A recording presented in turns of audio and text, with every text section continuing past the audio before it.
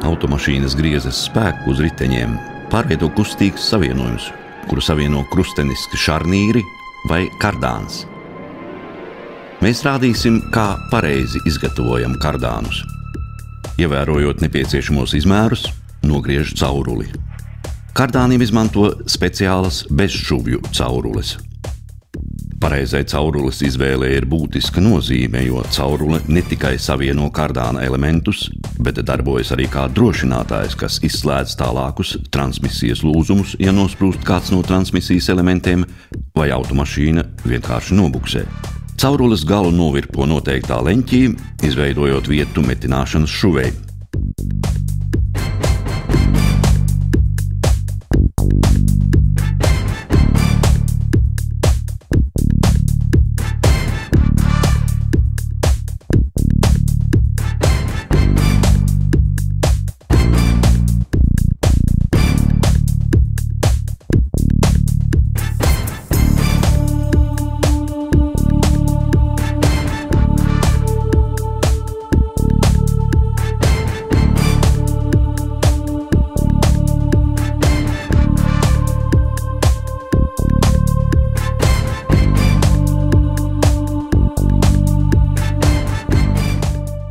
Tad šos caurules galus uzsilda un sapresē ar samontētajām detaļām.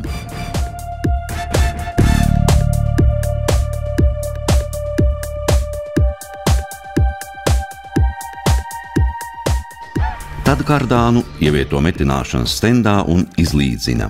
Lai maksimāli novērstu kardāna samešanos metinot, pa diagonāli 4 vietās veic punktmetinājumu.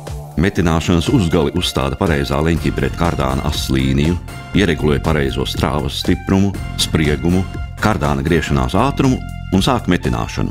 Metinot un veicot pilnu apgriezienu, kardāns apstājas un par noteiktu aploces daļu pagriežas atpakaļ, tādējādi nodrošinot precīzu metinātās šuves salaidumu. Pēc tam kardānu atdzesē un pārvieto uz izlīdzināšanas presi, kur pārbauda ģeometriju.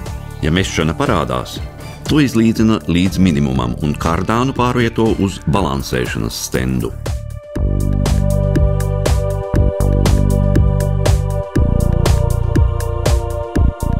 Balansēšanas stendā uzstāda dotā kardāna parametrus un veic precīzu kardāna balansēšanu.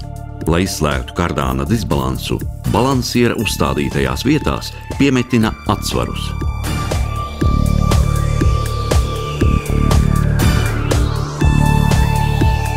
Pēc balansēšanas veic kardāna parametru atkārtotu pārbaudi, piešķir kārtas numuru un pārvieto uz krāsošanu.